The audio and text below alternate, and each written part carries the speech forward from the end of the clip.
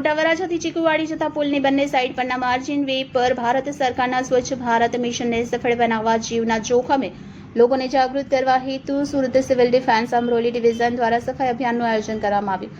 આ અભિયાનનો મુખ્ય ઉદ્દેશ સ્વચ્છ ભારત મિશન દ્વારા સ્વચ્છ રાષ્ટ્ર બને તથા સ્વચ્છતા જાગૃતિ સાથે અંધશ્રદ્ધાને નામે કચરો ફેંકતા લોકોને અટકાવવા, લોકો દ્વારા નાખવામાં આવેલ પૂજા સામગ્રીના કચરાના નિકાલ તથા આવનારા સમયમાં પર્યાવરણ તથા તાપી શુદ્ધિકરણના માધ્યમે લોકો ચોખ્ખું પાણી મેળવી નિરોગી જીવન પામે તે છે। તમારું નામ શું છે? મારું નામ પ્રકાશ કુમાર વેકરિયા। તમારી એજન્સી? એજન્સી હું આપણા દેશની 4 વિંગ છે, આર્મી, નેવી, એરફોર્સ અને સિવિલ ડિફેન્સ। એમાંથી હું સિવિલ ડિફેન્સનો અમરોલી ઝોનમાં ડિવિઝનલ વોર્ડન છું।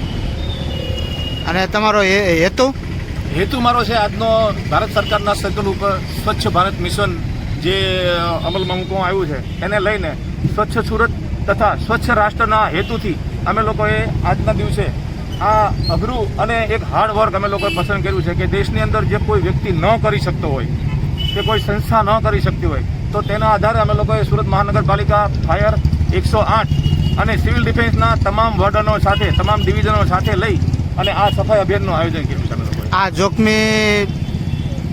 જોખમી હેતુ છે, તો એની પાછળનો હેતુ છે એ 100% સાચી વાત છે, પરંતુ આ જગ્યા એવી છે કે જ્યાં હરેક વ્યક્તિને આવવા માટે ડર હોય છે, હરેક વ્યક્તિને આવવા માટે એક ડેન્જરસ હોય છે। આ ડેન્જરસ લે કોણ? તો અમને સરકારશ્રીએ સોંપેલું છે અને અમને જે ટ્રેનિંગો આપેલી છે એ ટ્રેનિંગની અંદર સિવિલ ડિફેન્સ માત્ર જોખમો સાથે સંકળાયેલી છે।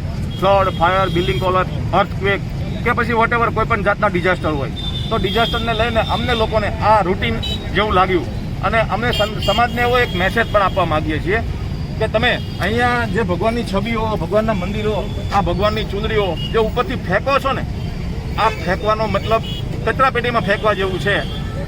ખરેખર આને પધરાવાનું શાસ્ત્રમાં લખેલું છે, તો નદીમાં ઉતરીને તમે પધરાવો, અને પધરાવો તો એવી સારી વસ્તુ પધરાવો કે નદીને મલિન ન થાય। રાષ્ટ્ર માટે અમે લોકો એક મેસેજ પણ આપીએ છીએ કે જો અમારા જેવા વ્યક્તિઓ સિવિલ ડિફેન્સની સંસ્થા વતી, સિવિલ ડિફેન્સ એજન્સી વતી કે સુરત મહાનગરપાલિકા કે 108 વતી જો કોઈ આવા સ્વચ્છતા અભિયાનની અંદર જોડાય અને માત્ર 1 ઇંચના ઓલામાં જો ચૂક થઈ ગઈ તો આ નદીની અંદર પડ્યો અને કોઈ જાન ગુમાવી દીધી, કોઈ શહીદ થઈ ગયો, તો આનો જવાબદાર માત્ર ને માત્ર અમે લોકો સમાજને ઠેરાવીએ છીએ। કારણ કે સમાજના જ લોકો છે જે અંધશ્રદ્ધાને લઈ અને આવી પૂજાની વસ્તુઓ, મંદિર, ભગવાનની મૂર્તિઓ, છબીઓ આપ જોવો છો, 1 ટ્રક જેટલો માલ અમે લોકો આ પુલ ઉપરથી કાઢ્યો છે અને હજુ બી આપ જોઈ શકો છો કે આ પુલ ઉપરથી એટલો માલ નીકળવાનો છે અને માત્ર ને માત્ર એની અંદર પૂજાની વસ્તુઓ, ફૂલ, પૂજાપા, ભગવાનની છબીઓ આ બધું છે। એટલે દેશના તમામ ધર્મ ધુરંધરોને, ધર્મના અધિપતિઓને, સમાજના આગેવાનોને અમારા સિવિલ ડિફેન્સ સુરત તરફથી એક સુંદર અને હાથ જોડીને અમે લોકો મેસેજ આપીએ છીએ કે સમાજને અંધશ્રદ્ધાના માર્ગમાંથી વાળો અને ખોટી રીતે આ લોકો આની અંદર જે કેળવાય અને જે કચરો ફેંકે છે એને રોકો, તાપીને શુદ્ધ કરો। તાપી આપણી માં છે, માની ગોદમાં ક્યારેય મળમૂત્ર કરશો નહીં। જય હિન્દ, વંદે માતરમ। આ હેતુથી દેશને શું સંબોધિત કરવા માંગો છો? દેશને અમે લોકો આ જે સંદેશ મેં આપ્યો છે કે દેશની અંદર સ્વચ્છતા રહે, સ્વચ્છ રાષ્ટ્રનું નિર્માણ થાય। હાલ હું સુરતથી છું, મેં સુરતથી આ અભિયાન ઉપાડ્યું છે। દેશની અંદર સર્વપ્રથમ એવું અભિયાન છે જે હું દાવો કરું છું કે આટલી ડેન્જરસ પ્લેસ ઉપર ઊભા રહી અને કોઈ વ્યક્તિએ ક્યારેય આવો સ્વચ્છતા અભિયાન કર્યું હોય। આ સ્વચ્છતા અભિયાન ચાલતા રહે, શહેરો શુદ્ધ રહે, રાષ્ટ્ર શુદ્ધ રહે અને રાષ્ટ્ર સફાઈ થાય। જય હિન્દ, વંદે માતરમ।